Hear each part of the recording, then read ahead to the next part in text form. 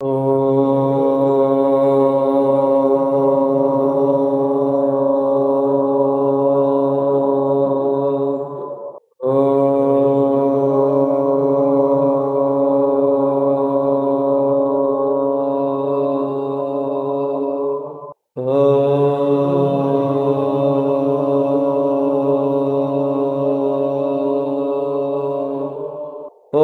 गुरुर्ब्रह्मा विष्णुः गुरुरेव महेश्वरः गुरु साक्षात् परब्रह्म तस्मै శ్రీ గురవే నమః. పరమాత్మ భక్తులారా, ఆయన బాధపడుతున్నప్పుడు ఒక దినం ఆంగిరసుడు అనే మహాముని ఆయన ఇంటికి వచ్చినాడు అనమాట. అతని చేత అతి సత్కారంబులు వడసి, ఆ విధంగా ఆంగిరసుడు వస్తానే ఇతని సత్కారం చేసినాడు రాజు. కుశలంబడిగి క్షేమ సమాచారాలు అడిగి, రాజ్యంబు భవదీనంబు కదా, ఆ చిత్రకేతను అడుగుతున్నాడు, ఈ రాజ్యం అంతా నీ స్వాధీనంలోనే ఉంది కదా. పృథివీ అప్పు తేజో వాయువాకాశ మహలంకారంబులనేది ఏడింటి చేత రక్షింపబడిన జీవుండు బోలే. ఈ జీవుడిని ఏమేంటి కాపాడుతున్నాయి మనం ఇప్పుడు జీవుడు అంటాడు చూడండి. ఇవన్నీ కూడా పంచభూతాలు, ఈ ఏడింటి చేత ఈ జీవుడు కాపాడే విధంగా అమాత్య మంత్రులు, జనపద కోటగోడలు, దుర్గా ద్రవిణ సంత దండ మిత్రంబులనేది సప్త ప్రకృతి చేత రక్షితుండవై. రాజుకి ఇవన్నీ ఉండాలి. జీవునికి ఎట్లయితే అవన్నీ ఉన్నాయో ఈ రాజుకు కూడా ఈ సైన్యము బలము ఇదంతా కూడా ఇట్లుండాలి. మరియు దార రాజసుఖంబులు అనుభవించుతుండవు కదా. మరియు దార ప్రజ అమాత్య భృత్య మంత్రి పౌర జానపద భూపాలు నీకు వశపరులు కదా. మీ ఇంట్లో ఉండేవాళ్ళు భార్య పిల్లలు లేరులే, భార్య మిగతా సైనికులు వీళ్ళందరూ కూడా నీకు అనుకూలంగా ఉండారు కదా. సర్వంబును కలిగి అన్నీ ఉన్నాయంటాడు.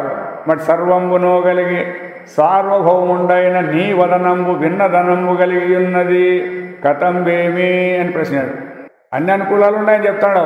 మరి వాడిపోయిన ముఖం దీనంగా కనపడతాను కదా, ఎందుకు అని అడిగినాడు. అనిన ఆ ముని ప్రవరుణ కథండు, మీ తపోబలంబున నీకు ఎరుంగరానిది గలదే. మీ తపశ్శక్తి చేత మా యొక్క వ్యవహారాలన్నీ కూడా మీకు తెలిసే ఉంటాయి. అయినా అడుగుతాడు అని తల వంచి ఊరకుండే చెప్పలేదు. ఎందుకు నువ్వు దీనంగా ఉన్నావంటే చెప్పుకోకుండా తలకాయ వంచి ఊరికే ఉన్నాడు. అతని అభిప్రాయం ఎరింగే. ఏం అభిప్రాయం? ఆయన అభిప్రాయము, ఇన్ని సంపదలు ఇవన్నీ ఉంటే కొడుకు లేదనే బాధను పోగొట్టుకోలేకుండా కాబట్టి ఇతనికి సంతానం కావాల్సింది అని కనుక్కున్నాడు అనమాట. ఎరింగి ఆ భగవంతుడైన అంగరిసుడు దయాళుడై పుత్రకామేష్టి వేల్చి, పుత్రకామేష్టి చేస్తే కొడుకులు పుడతారనే కాలంలో ఉండేది. యజ్ఞశేషం అతని అగ్రమశి అయిన కృతజ్ఞతకిచ్చే. ఆ విధంగా పుత్రకామేష్టం చేసి దాంట్లోని ప్రసాదం ఆయన పెద్ద భార్య అయినటువంటి ఆమె కృతజ్ఞత ఇచ్చినాడు అనమాట. నీకు పుత్రుండు కలిగడి అతని వలన సుఖ దుఃఖంబులు అనుభవింపగలని చెప్పి చనియే. ఏమర్థమైపోయింది మీకు? ఇప్పుడు ఈయనకేమో దుఃఖం ఉంది, ఏ సంపదలు కూడా ఆ దుఃఖాన్ని పోగొట్టలేవు అని చెప్పి ఏమనుకున్నాడు ఇతడు? కొడుకు వస్తే నేను హాయిగా ఉంటాను అనే. సరే, వాళ్ళ కొడుకును కూడా పుత్రకామేష్టం చేసి కొడుకు కలుగుతాడు అని చెప్పి మళ్ళీ వెంటనే ఏం చెప్పినారు? అతని వలన సుఖ దుఃఖంబులు అనుభవింపగలవు అని చెప్పి. మరి ఏముంటే పోతాయి దుఃఖాలు అనేవి? ఎన్ని ఉంటే పోతాయి? అయినా కోరికలేమో ఇట్లా ఉంటాయి మనకు కూడా అందరికీ ఎట్లే. అయితే అది వస్తే పోతుంది అనుకుంటే అది వస్తే ఇంకా ఎక్కువైతాయి, తక్కువేమయ్యలేదు. అందుకే శాస్త్రాలన్నీ కూడా ఏం చేస్తే దానికి ఫలితాలు ఇస్తాయి, కానీ దీంతో నుంచి మీరు సుఖంగా ఉంటారనే పదం మాత్రం ఏడలేదు శాస్త్రాల్లో.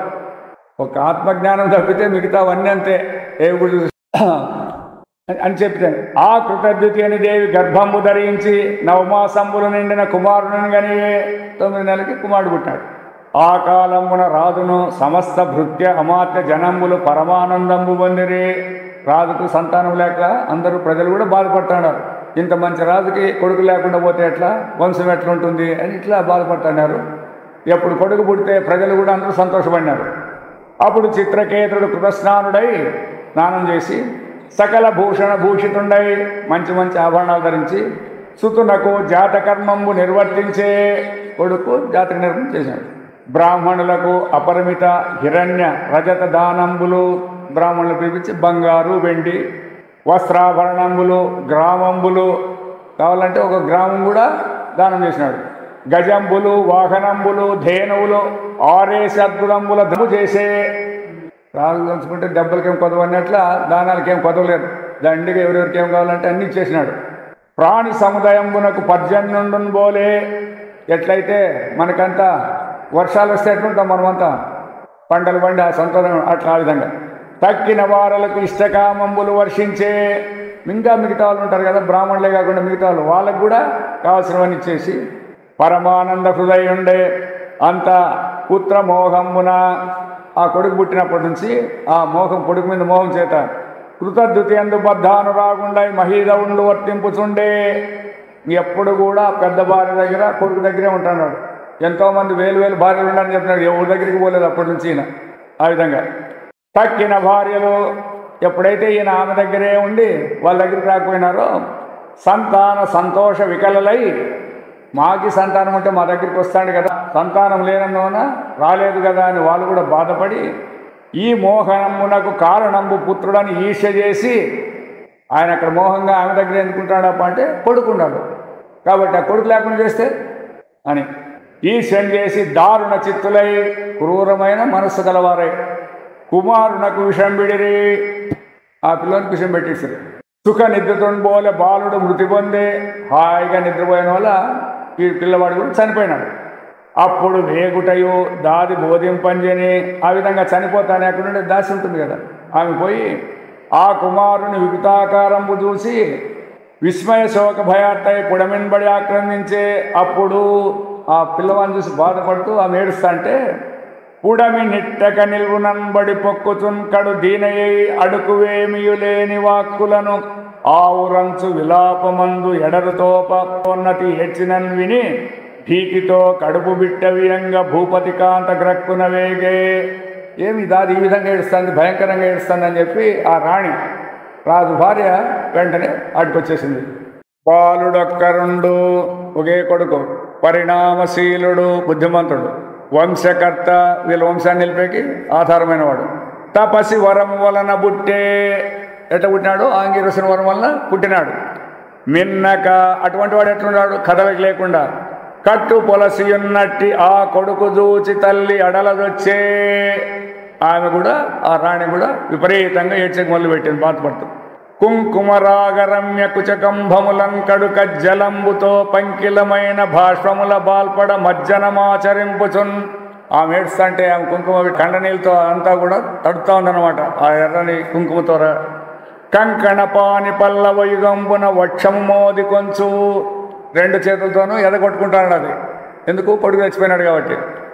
ఆ పంకరుహాక్షేక్షే పరిభావిత పంచమ సుస్వరంబునన్. హార్మోన్ సంగీతం వేసే సుస్వరం పంచమ రాగంలో పాడతారంటారు చూడండి, అదేమో మనకేం తెలియదు. అంత గట్టిగా ఏడుస్తుంది ఆమె. ఆ ఆతారవమునకు ఎప్పుడైతే రాణి విధంగా ఏడ్చిందో భూనాయకుడు భయమునంది. ఆయనకి భయం అయిపోయి, ఎందుకు రాణి ఇట్లా ఏడుస్తుందని. నయముడిగి సుతుండాయగ వేగంబునజని పాయని మోహంబుతోడ బాలుని మీదను రాలే.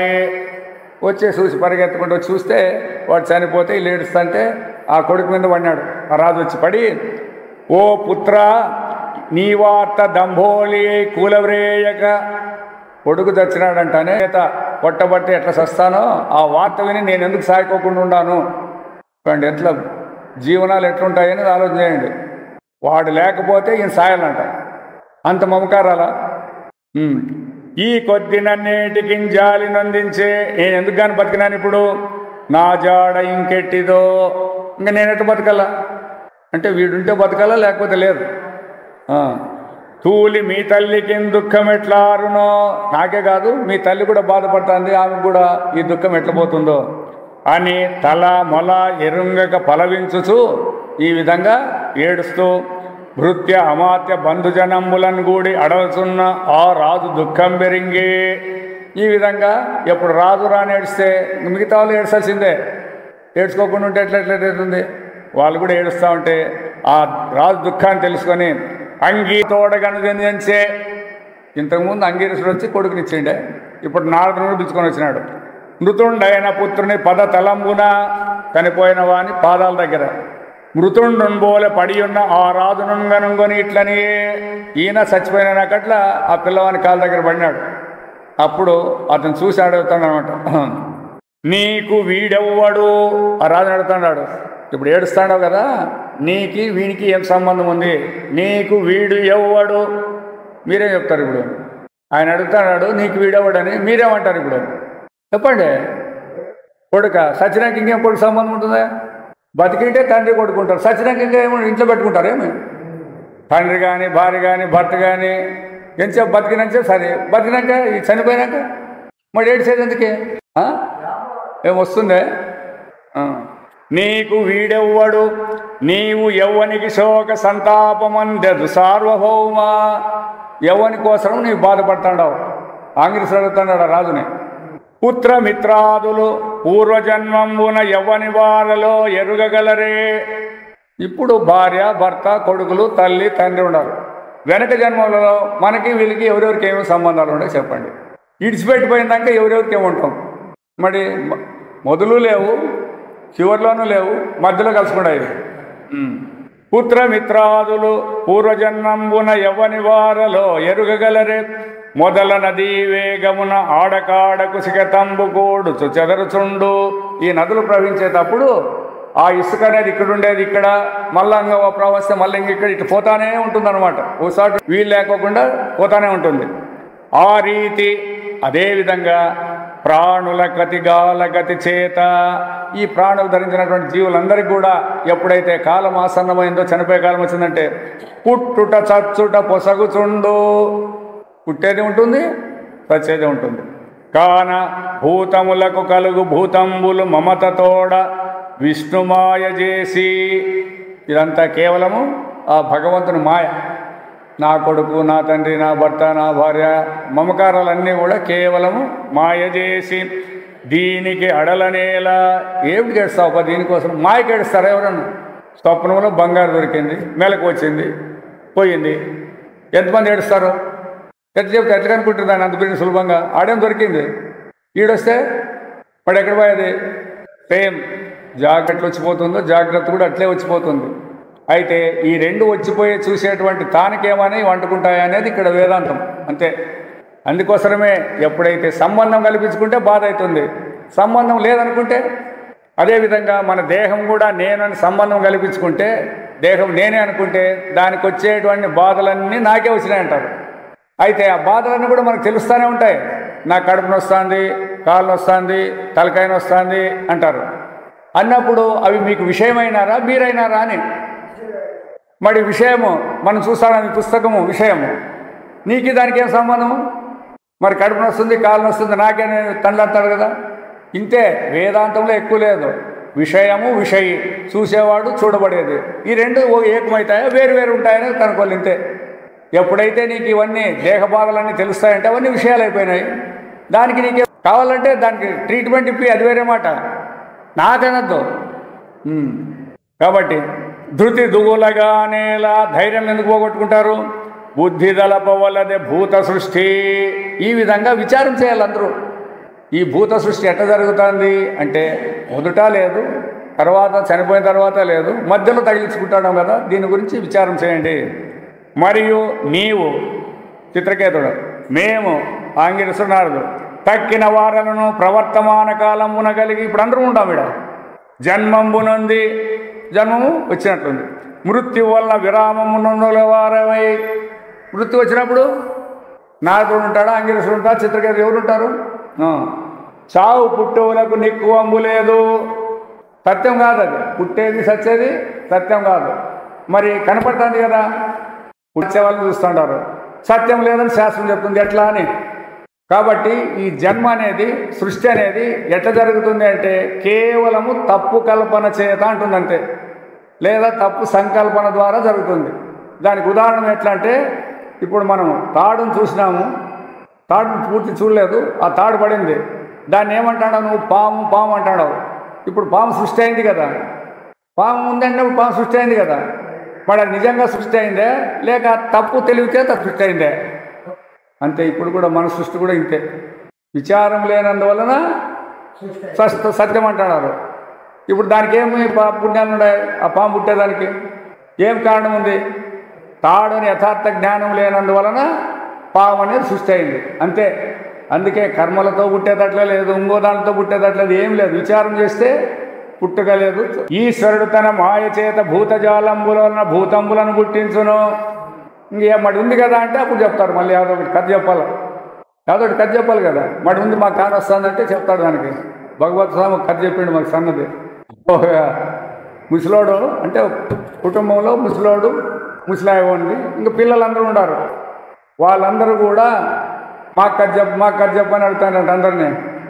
వాళ్ళని పిల్లలు పిలుచుకొని సన్న పిల్లలను పిలుచుకొని ముసలోడు చెప్తానంట. ఒక దేశంలో ఒక రాజు ఉందంట, ఒక రాణి ఉందంట. వీళ్ళిద్దరూ కొట్టంలో ఉంటారంట, శనిక్కాయలు అమ్ముకొని బతుకుతానంట అని చెప్పినాడు. ఎవరు? ఈ ముసలోడు పిల్లలకి. ఆడ 5వ తరగతి 4వ తరగతి వాళ్ళు విన్నారు. ఏం తతాడు చెప్తావు? రాజు అంటే రాజ్యానికి రాదు కదా, రాణి అంటే వీళ్ళిద్దరు కొట్టాలు ఎట్లుంటారంటే అది మీకు కాదురా, పిల్లలు చెప్పేది అది. అట్లా మనకు కూడా ఈ శాస్త్రం అంతా అధ్యారోపణ చేసి చెప్తుంది. ప్రపంచం సృష్టి అయింది, మేము ఉండాం కదా అంటే ఒప్పుకుంటుంది. అది కూడా మీ కర్మ నుంచి మీరు పుట్టినారప్ప. అయితే మేము పుట్టినా కర్మ చేసినామా, కర్మ చేసి పుట్టినామా అంటే మళ్ళీ చెప్పరు వాళ్ళు ఎవరు. అప్పుడు వేరే చెప్పే మొదలు పెడతారు. సృష్టి లేదు, పుట్టేది లేదు, సత్యం అప్పుడు చెప్తారు. అంతవరకు ఇట్లా కథలే అధ్యారోపణ చెప్తా ఉంటారు అనమాట. వానిని ఆ భూతముల చేతనే రక్షించు, వానిని ఆ భూతముల చేతనే అపహరించు. ఇప్పుడు సృష్టిలో అన్నీ చూస్తున్నాం కదా, పశుపక్షాలు ఇవన్నీ పుడుతున్నాయి. మళ్ళీ వాటిని చంపేది కూడా మనమే చంపుతున్నాం కదా, చంపుకొని తింటాడారా లేదా? ఇట్లా భూతాలను భూతాలతో ఇప్పుడు సృష్టిస్తాడు, దాన్ని సమరిస్తూ అంటాడు. స్వతంత్రంబు లేని తన సృష్టి చేత బాలును పోలే అపేక్ష లేక ఉండు. పిల్లలు ఎట్లయితే ఏదైనా జరిగితే దాని మీద వాళ్ళకి ఉందో ఏం నష్టమైనా కూడా వాళ్ళకి ఏం బాధలేదు. అట్లా ఈయన కూడా ఈ లేని సృష్టిని గురించి భగవంతుడికి ఏం ఆశయం ఉంది? ఏమీ బాధపడ్డానమాట. ఆ ప్రకారమున బీజంబు వలన బీజంబులు పుట్టుతుండు, విత్తనాల ద్వారా విత్తనాలు శాశ్వతంపై జరుగుతుండు. ఈ దేహము ధరించినటువంటి వానికి దేహాలు మారుతానే ఉంటాడనమాట. పూర్వకాలంబున సామాన్య విశేషంబులు సన్మాత్రంపై వస్తువులను ఏ విధంబున కల్పింపబడి, సామాన్యము విశేషము అనేది ఇది ఒక ప్రక్రియ వేదాంతంలో. సామాన్యం అంటే ఉదాహరణకి బంగారు అనేది సామాన్యం అనుకోండి. విశేషణాలు ఏంటంటివి? ఆభరణాలన్నీ విశేషాలే.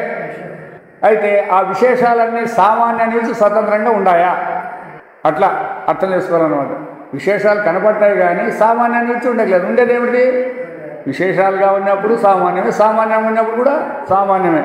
అట్లా ఆ ప్రకారంబున దేహంబునకు జీవునకు అన్యోన్య విభాగంబు పూర్వకాలంబున అజ్ఞాన కల్పితంబయే. ఏ విధంగా అయితే బంగారు నుంచి ఆభరణం అంటాడమో అట్లా ఈ దేహాన్ని యొక్క ఉపాధి ద్వారా జీవుడు అనేది ఒక పేరు కల్పితం అంతే. జన్మ ఫలంబులను చూచుతున్న వారికి దహన క్రియల అగ్ని పెక్కు రూపంబుల కాననబడువగి. ఇప్పుడు అగ్ని ఎన్ని రకాలు ఉంటుంది? ఒకే రకం. అయితే ఓ పెద్ద కట్టెలు కుప్పేసేస్తే అప్పుడు మంట ఎట్లుంటుంది? జంపున కట్టలేసి అంటిస్తే ఎట్లుంటుంది? రూపాలు మారుతాయా లేదా? జంపున వేసిండేది జంపుగా కానొస్తుంది అగ్గి, కుప్పేసినది అంతా ఒకటి కాను. అయితే అగ్గి ఏమైనా మారిందే?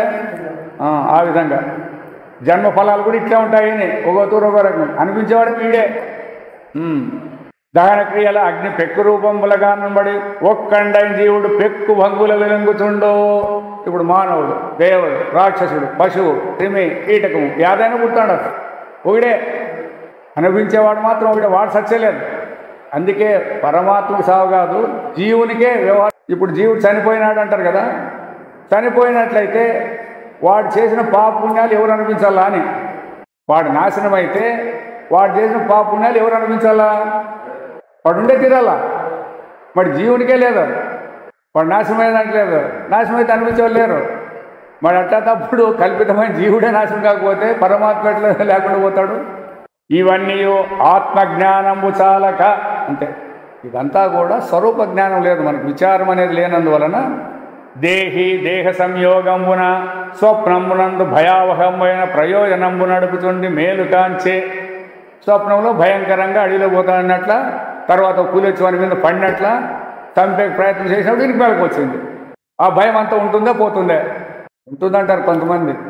అది ఎక్కడంటే జానం చెప్పే మాట అది. నిజంగా ఉండే కానీ పులి ఉంటే కదా భయం ఉండదు. పోనీ ఆ పులి కొరికినోడు వాడు ఈడేనా? సంబంధమే లేదు. మేలు కాంచి ఆ స్వప్నార్థం పైన ప్రయోజనంబు తనది కాదని ఎరుంగు భంగి, ఆ స్వప్నంలో జరిగిన మేలు కానీ కీడు కానీ తనకు సంబంధం లేదని ఉండే తానని జ్ఞానగోచరుండైన వాడి రంగును. కాబట్టి ఆ స్వప్న జీవనం నాకు సంబంధం లేదని జ్ఞానమును తెలుసుకుంటాడు. కావున అన్నీను మనోమాత్రం అని తెలిసి, అంటే సర్వార్థములు మనస్సంభవములు అంటాడు భాగవతంలోనే. నీవేమేమి కల్పించుకున్నారో అవన్నీ మనస్సులో పుట్టినాయే కానీ వస్తువులు లేవు. ఎవరైనా చూపించచ్చు, వస్తువులు ఉన్నాయని చూపించి ఎవరు వచ్చినా పర్వాలేదు. ఇప్పుడు అందరూ అంటున్నారు కదా, సైంటిస్టులు వీళ్ళందరూ మేమేమో కనిపెట్టినామంటారు. రమ్మని వాళ్ళందరినీ విచారం చేసి చూపించాలి, వాళ్ళ వస్తువులు చూపించాలి. కాదు, ఒక మనస్సులో కల్పనకు మాత్రం దండకి టైం ఉంటుంది. మోహతమంబు వాసి, ఈ మోహమనే అజ్ఞానాన్ని విడిచి భగవంతుడైన వాసుదేవుని యందు చిత్తంబు పెట్టి, మరి ఏం చేయాలి? ఇప్పుడు మనమందరం కూడా ఆ పరమాత్మ యందు మనస్సు పెట్టి నిర్మలాత్మకుండవగము, నీవు ఈ విధంగా ఏడ్చుకోకుండా ఉండపా అని చెప్పి ఆంగిరసుడు ఆ రాజుకు చెప్తాడు అనమాట. అని బోధించిన చిత్రకేతుండు లేచి వారులకి ఇట్లని ఈ విధంగా వీళ్ళంతా వేదాంతం అంతా చెప్పి నీవు దుఃఖపడద్దు అని చెప్తే ఆయన కొంచెం జ్ఞానమై మెలకొచ్చి చెప్తాడు. యతి వేషములు పువ్వుని ఋషులుగా వచ్చి అతి గూఢగతి నిందు ఏ తెంచినట్టి మీరెవ్వరయ్యా, ఈ విధంగా ఉన్నటువంటి మీరెవరు? ఇటువంటి విజ్ఞానాన్ని చెప్తాడారు. ఏది నిగూఢమైన అంటే వేదాంత తత్వం చాలా రహస్యం. రహస్యం అంటే దాపెట్టారని అర్థం కాదు, ఇంద్రియాలకు తెలియబడదు. అదొక్కటే సూక్ష్మం అంటే కానీ రహస్యం అంటే కానీ దాపెట్టారనద్దండి. ఇంద్రియాలకు స్థూలమైన ఇంద్రియాలకు తెలిసేది లేదు అని దాని అర్థం. అది కడగినన్ బోలిన క్రామ్య బుద్ధులనెల్ల బోధింపవచ్చిన పుణ్యమతులు, మా ఎట్లా అజ్ఞానులు మూర్ఖులు ఇటువంటి వారికి ఏమైనా బోధ చేసేకి వచ్చినారో. రమణ ఎవరంటే వాళ్ళు ఎటువంటి వాళ్ళు? కుమార, నారద, ఋషుభు, దేవలాసితులను ధీరమణులు, వ్యాస, వశిష్ఠ, దుర్వాస, మార్కండేయ, గౌతమ, సుఖ, రామ, కపిల మునులో అంటే మీరంతా జ్ఞానులా. యాజ్ఞవల్కియు, అరణియు, ఆరుణియును, చవన, రోమసులు, జాతుకర్ణ, దత్త, మైత్రేయవర, భరద్వాజ, భోజ్య, పంచశికులు, పరాశర ప్రభుతి మునులో ఇటువంటి జ్ఞానుల్లో మీరెవరు? నాకు పేరు తెలుకోకుండా మీరెవరు అని అడిగినాడు. వీరలలోనెవ్వరు? ఈ పైన చెప్పిన వాళ్ళు మీరెవరు? సుర దేవతలు, సిద్ధ సంగంబులలో వారలో. వీళ్ళు కాకుండా పోతే మీరు దేవతల, గంధర్వుల, చారణుల ఎవరు వాళ్ళు? ఈ సుజ్ఞానము కారణమై ఎవరి యందు గలదు తలంప. సుజ్ఞానం అంటే అనుభవ జ్ఞానం. జ్ఞానం అందరికీ తెలుసొచ్చు, అయితే అనుభవ జ్ఞానమే చాలా కష్టం. ఇప్పుడు అన్నం తింటే ఆకలి పోతుంది అనేది జ్ఞానం, అవునా? సరే, అది కంఠపాఠం చేస్తే ఆకలి తీరుతుందే, మరి ఏం చేయాలి? మాడబేకంటే ఏం మాడಬೇಕು? ఊట మాడಬೇಕು, అట్లా చెప్పు. మాడಬೇకంటే కాబట్టి అన్నం తింటే పోతుంది, అంటే అనుభవ జ్ఞానం. శాస్త్రజ్ఞానము, అనుభవ జ్ఞానం ఉండాలి. అందుకే విజ్ఞానం అన్నప్పుడు థియరీ ప్రాక్టికల్ అని ఇప్పుడు పెట్టారు కదా క్లాసుల్లో, కాలేజీలు చెప్తారు కదా, థియరీ మొదలు చెప్తారు, తర్వాత దానికి ప్రాక్టికల్ చెప్పాలి. అట్లా శాస్త్రాలు కూడా మనకి శాస్త్రజ్ఞానం చెప్తాయి, అనుభవ జ్ఞానం కూడా బోధిస్తుంటాయి. గ్రామ్య పశుత్వము పొంది మహాశోకతమము పొందిన నాకు, ఈ విధంగా నేను అజ్ఞానం చేత దుఃఖంతో కూడుకొని పోయిన నాకు ముందర దివ్య జ్ఞానము చెందించిన వారి ముజిప్పుడు తెలియన్. ఇట్లా నాకు ఈ విధంగా దుఃఖంలో ఎవరి కోసమైతే దుఃఖించకూడదో అటువంటి వారిని కూడా దుఃఖిస్తాడని చెప్పినారు కదా అని నా అంగీరసుడిట్లని. మీరెవరు అని అడిగినాడు కదా. పుత్రకాంక్షివైన నీకు పుత్రుని ప్రసాదించిన అంగిరసుండను నేనే. కొడుకు లేరని ఏడుస్తాడు కదా. అప్పుడు ఆ కొడుకు లేని నుంచి నాకు మహా దుఃఖమైందంటు కదా. సరే, పుత్రకామేష్యాగం చేసి నీకు కొడుకుని కలిగించిన. అప్పుడే చెప్పినా వీని వలన నీకు సుఖము దుఃఖము వస్తుందని అప్పుడే చెప్పినా. అటు ఆంగిరసుడే నేను. ఇతండు బ్రహ్మపుత్రుడైన నారద భగవంతుడు, నా పక్కనుండైన నారద మహర్షి. దుస్తరంబైన పుత్రశోకమున మగ్నుండవైన నిన్ను అనుగ్రహించి దాటేదానికి వీల్లేదు. ఆత్మజ్ఞానం లేకుండా చెప్పుకోకుండా పోతే వీనికి దుఃఖం నిలిచేలేదు.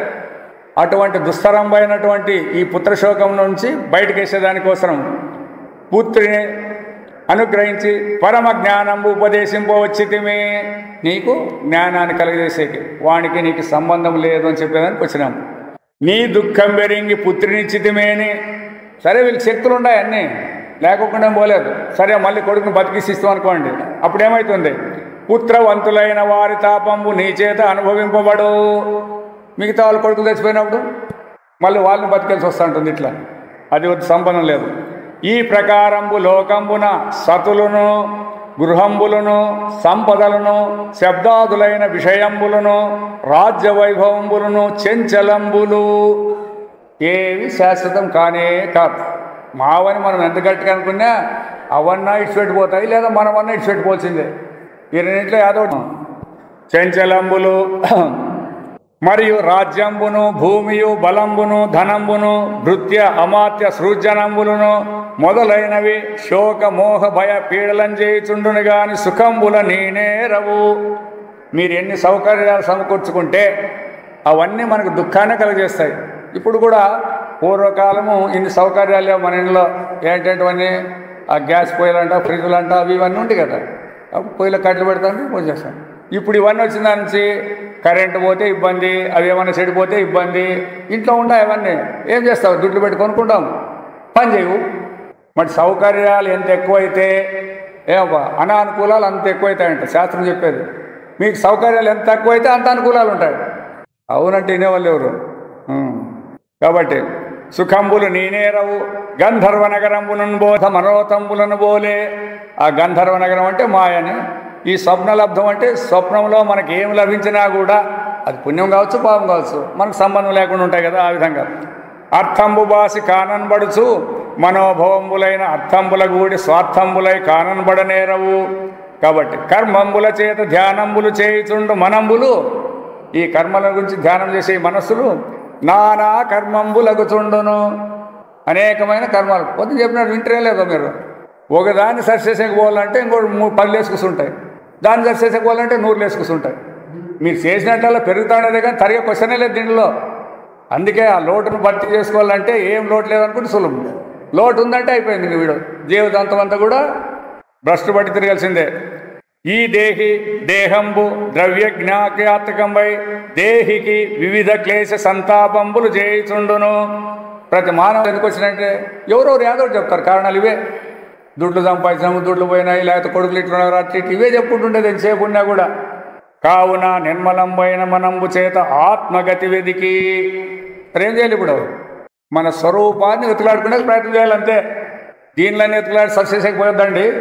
మన యొక్క స్వరూపం, నీ నిజస్వరూపం ఏమి అని దాన్ని వెతికి ద్వైత భ్రాంతి విడిచి, 2 ఉన్నాయి తనకంటే అన్యం ఉందనే దాన్ని విడిచి ధ్రువం పైన పదవి నొందమని శాశ్వతమైంది. ఈ ద్వైతం అంతా కూడా సత్యం కాదు, విడిచిపెట్టిపోయేదే. అయితే అద్వితీయమైన స్వరూపం మాత్రము స్థిరంగా ధ్రువంగా ఉండేదన్నమాట. అప్పుడు నారదుండిట్లని ఉపనిషద్గోప్యంబగు నేనిచ్చు మంత్రంబు, ఉపనిషత్తులలో చెప్పబడినటువంటి ఆ మంత్రాన్ని ఎవ్వడేని సప్తరాత్రంబులు పఠించు, 6 రాత్రులు పఠిస్తాడో 6 దినాలుడైన భగవంతుని చూచు, అటువంటి వారికి భగవంతుని చూసే అనుగ్రహం కలుగుతుంది. యవ్వని పాదమూలంబు సర్వాశ్రమయుండు, ఈ సర్వానికి ఆశ్రయం ఎవరిదంటే భగవంతుని పాదమే. అందుకే భగవంతుని పాదపద్మాలు ఆశ్రయించాలని భక్తులందరూ అంతే అంటాడు. చరణాబ్జములు అవి ఇవి అని చెప్తుంటారు. అన్నీ భగవంతుని పాదాలే కానీ ముఖాన్ని కాదు చూసేది, ఎవరు చేతులు కాదు ఆశ్రయించేది. ప్రతి ఒక్కరు కూడా భగవంతుని పాదాలనే ఆశ్రయించాల. అంతేనా కదా? ఎవరికి మొక్కినా ఏడ మొక్కుతారు? తలకాయకి మొక్కుతారా, కాళ్ళకి మొక్కుతారా?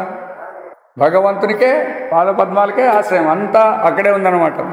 కాబట్టి అట్టి శ్రీమన్నారాయణుని పాదంబులు సేవించి ఈ మోహంబు వదలి అతి శీఘ్రంబున ఉత్తబలంబు పొందము. ఈ ఏడ్చేది ఇడిచిపెట్టి ఆ విధంగా భగవంతుని శరణు పొందప్ప అని చెప్పి ఆ ఆంగిర సమూహముని జరిగింది. మళ్ళీ అడుగుతాడు, ఇప్పుడు ఈ కుమారునకును నీకును ప్రయోజనము గలదేని చూడుము.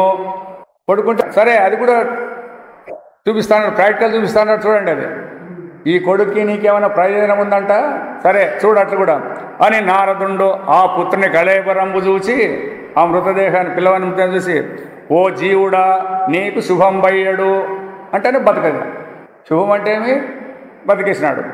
మీ తల్లిదండ్రుల బంధుజనుల చూచి, మీ తల్లి తండ్రి బంధువులు ఉండొచ్చు చేసుకుంటారు, వీరల దుఃఖంబులార్చి వీళ్ళ దుఃఖాలు పోగొట్టి కళేబరంబునందు ప్రవేశించి ఈ దేహంలోకి వచ్చి ఆయుశేషంబు అనుభవించి, ఇంకా ఎంతకాలం జీవించేది దాన్నంతా అనుభవించి పిత్రధీనంబైన రాజ్యాసనంబున కూర్చుండుము అనిన అబ్బాలుడిట్లని.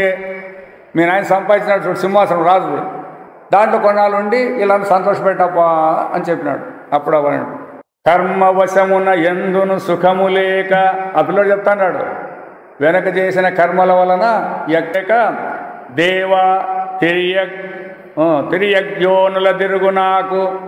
దేవతల్లో, మానవుల్లో, రాక్షసుల్లో, క్రిమికీటకాదుల్లో, తిరియగ్ జంతువులలో పుట్టేటువంటి నాకు ఎందుకు చేసిన కర్మలు ఆ విధంగా ఉంటాయి, దానికి అనుభవించి కూడా తిరుగుతూ ఉంటాను. వేలయ విచారిస్తే ఏ జన్మమందునో వీరి తల్లిదండ్రులైనారు అంటాడు. ఈ జన్మలో తల్లిదండ్రులు అనుకోవచ్చులే, వెనక జన్మలో ఎన్నో జన్మలు ఎత్తిన ఎన్నో జన్మలో నాకు తల్లిదండ్రులు ఉంటారు, వాళ్ళలో వీళ్ళెవరు అని చెప్పవే తాపసేంద్ర. నారదునికే ప్రశ్న వేసేసాడు, మీ నాయన మీ అమ్మని చూసి సంతోషపెట్టాపా అంటే ఇట్లా వాళ్ళు ఎంతమంది ఉంటారు సజ్జనంలో, ఎవరు నేను సంతోషపెట్టాలా అని.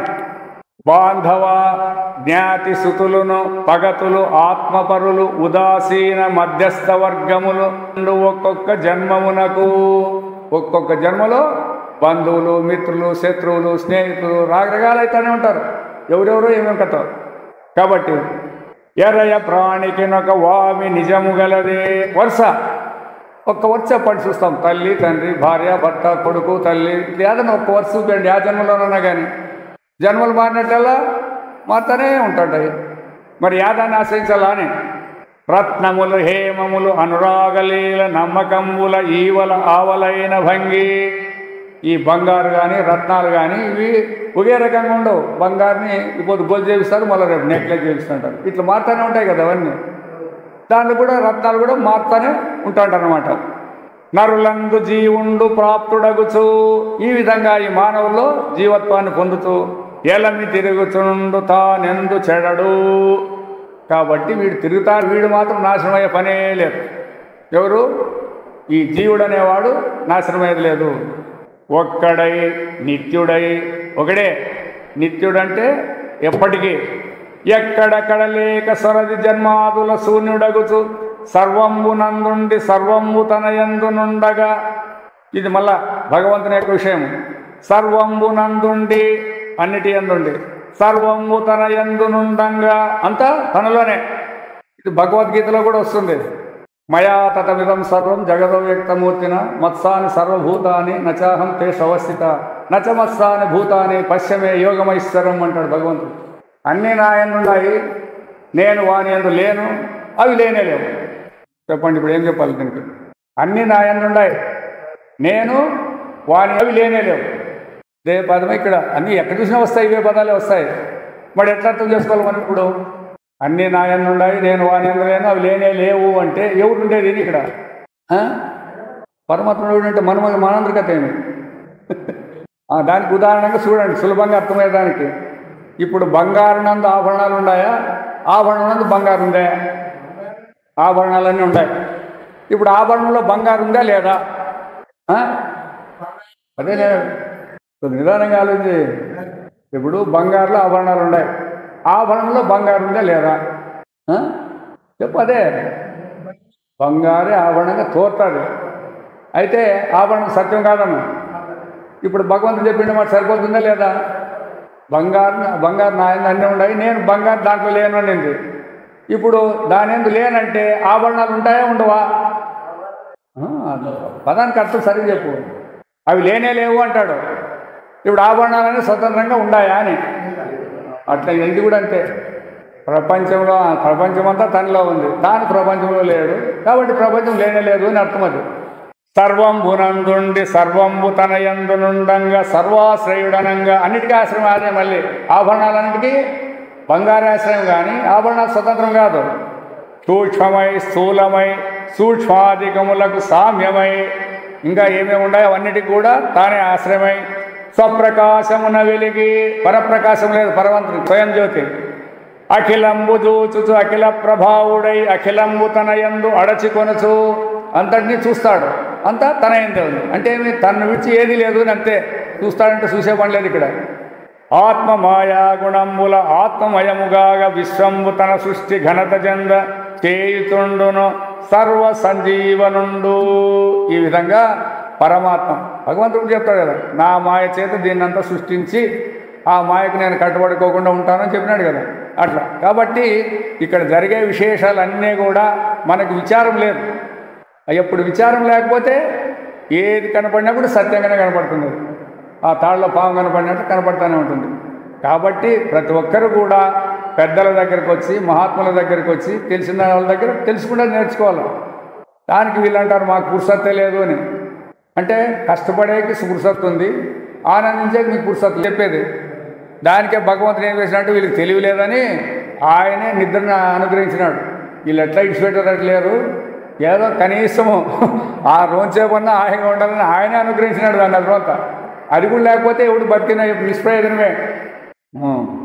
రమణ విశ్వాత్ముడైన నారాయణుడు, ఈ విశ్వానికి ఆత్మస్వరూపమైన నారాయణుడు ఈ విధంగా ఉంటాడు. కాబట్టి పతులెవ్వరు, సతులెవ్వరు, భార్యలెవరు, భర్తలెవరు, తుతులెవ్వరు, కొడుకులెవరు, మిత్ర శత్రు సుజన ప్రియ సంగతులెవ్వరు, స్నేహితులు, శత్రువులు, మంచి వాళ్ళు, బాంధవులు అంటే ఎవరు? సర్వాత్మక గతుడై గుణసాక్షిన గనుడొక్కనికి, ఆ సాక్షి స్వరూపానికి ఎవరున్నారు?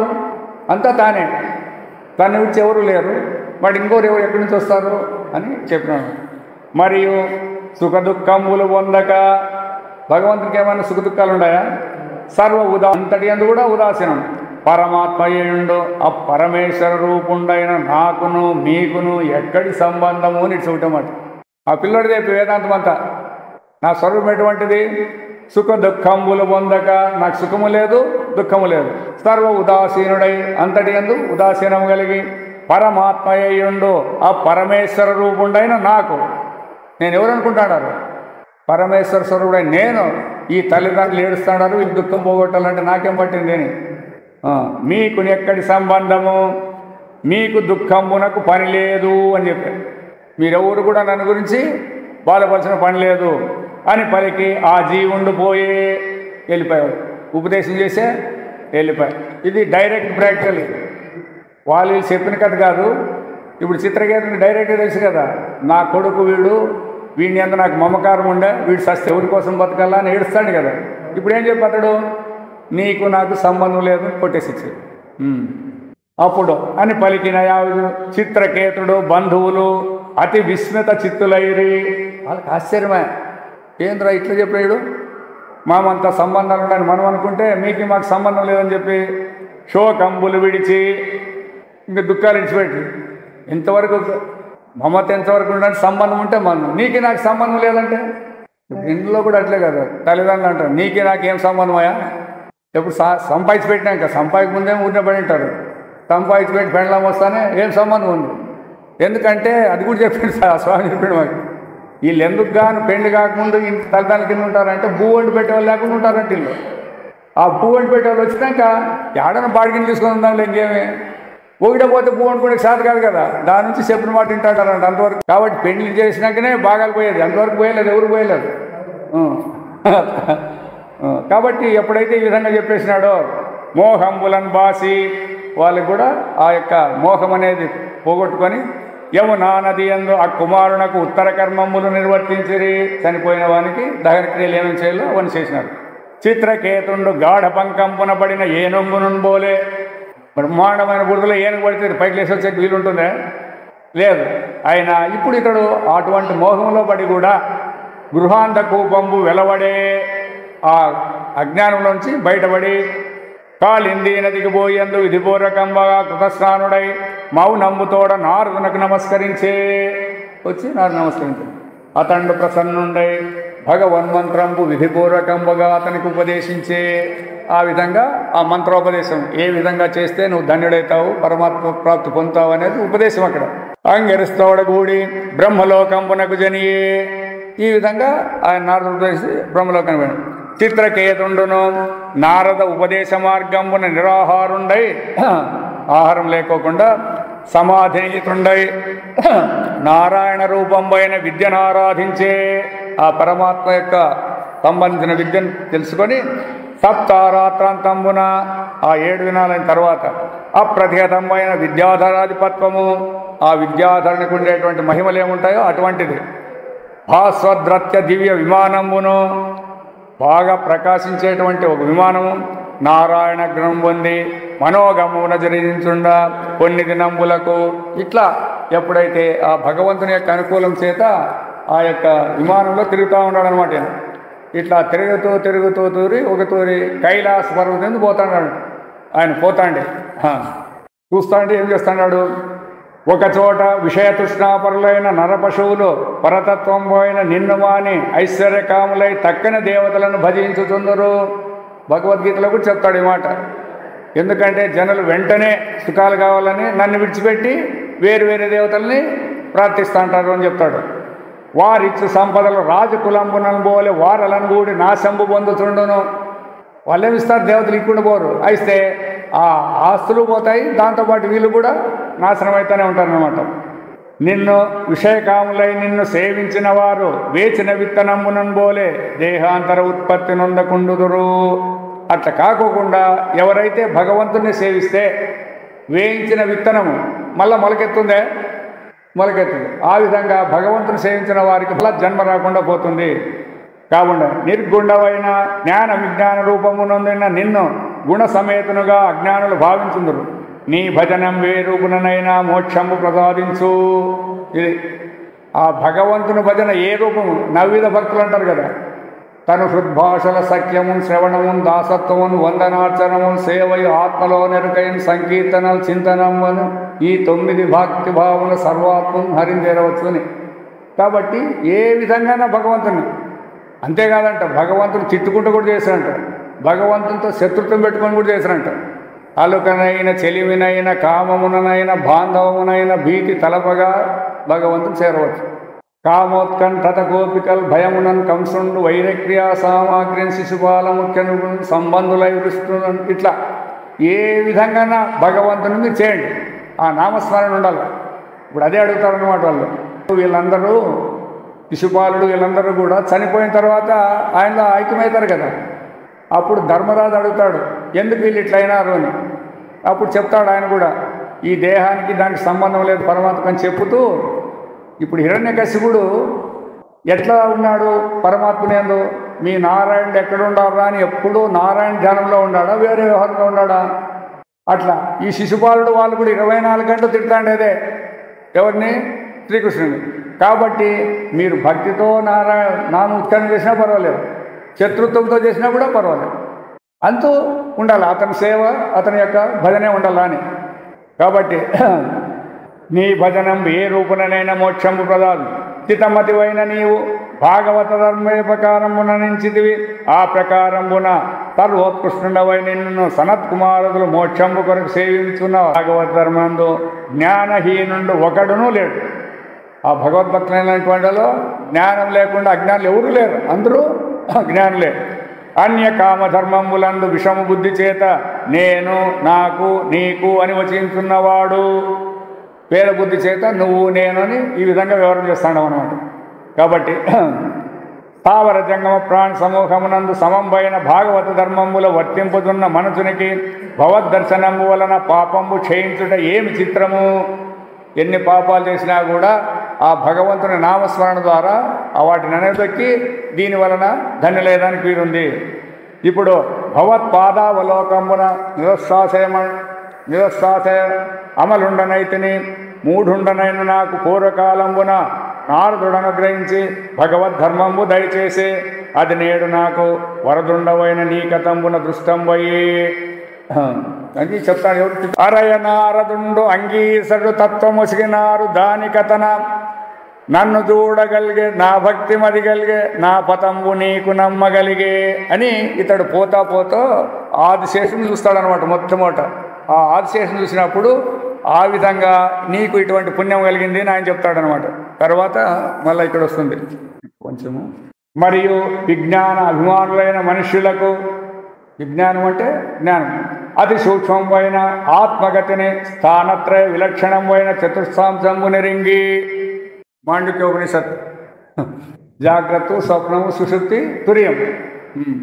అతి సూక్ష్మమైన ఆత్మగతిని స్థానత్రయ విలక్షణమైన, జాగ్రత్త కాదు పరమాత్మ, స్వప్నము కాదు నిద్ర కాదు, వీటికి అన్యమైనటువంటి చతుర్దాస్యము నెరింగి ఐహిక ఆముష్మిక విషయముల చేతను వివేక బలము చేతను నిర్ముక్తుండై ఈ విధమైన జ్ఞానం చేత ఈ విషయాల్లోనూ పరలోక విషయాల్లోనూ విడువబడి జ్ఞాన విజ్ఞాన సప్తుడైన పురుషుడు నా భక్తుండగును.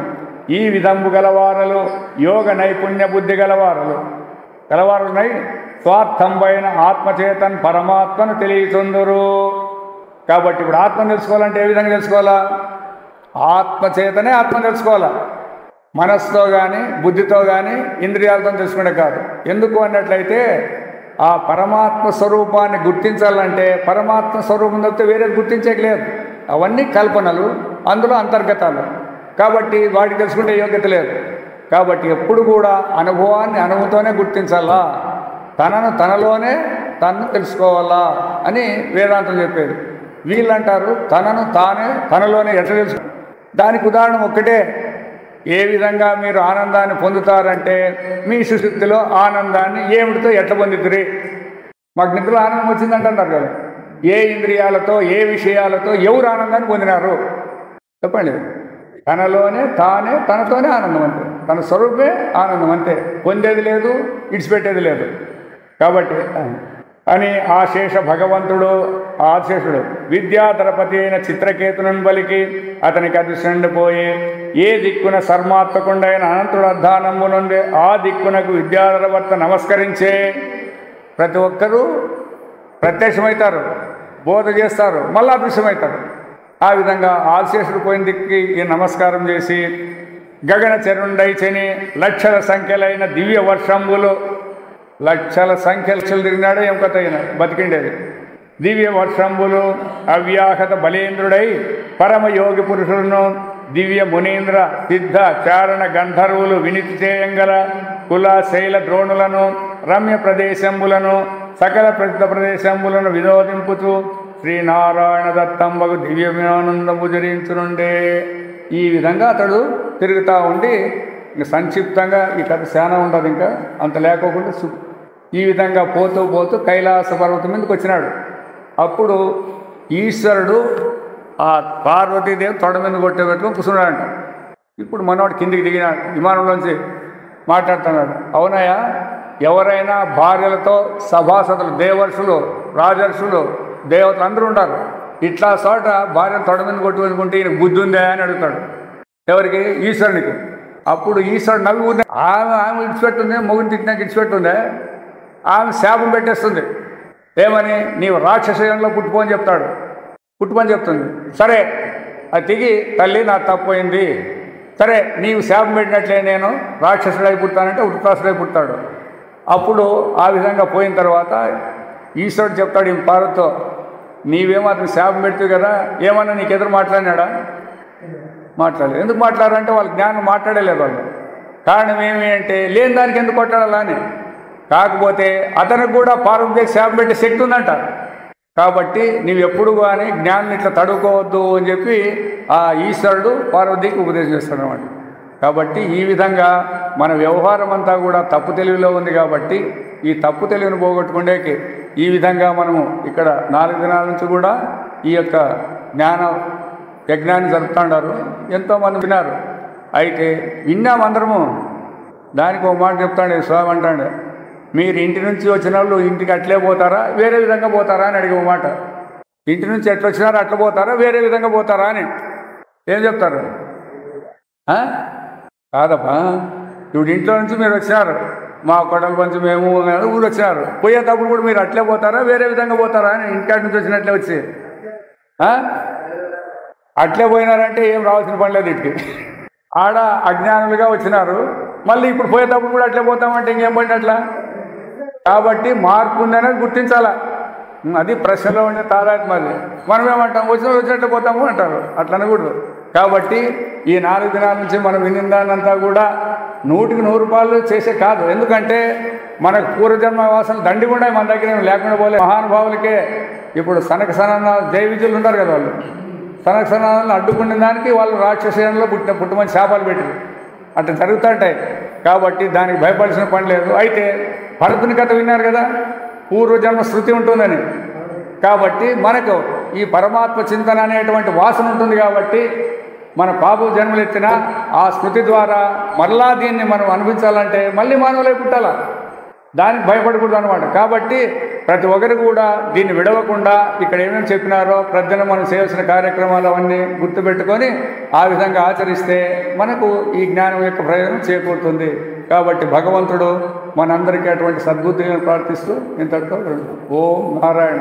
కృష్ణ వాసుదేవ కేశవ పరమాత్మ ప్రమేయ వరద హరిముకుంద మిమ్ము చూడగంటి మీ కృప కనుగొంటి అఖిల సౌఖ్య పదవులందగంటి అతి రహస్యమైన హరిజన్మ కథనం లేని మాపు రేపు చాలా భక్తితోడ చదువదా సంసార దుఃఖరాశి వాసి తొలగిపో.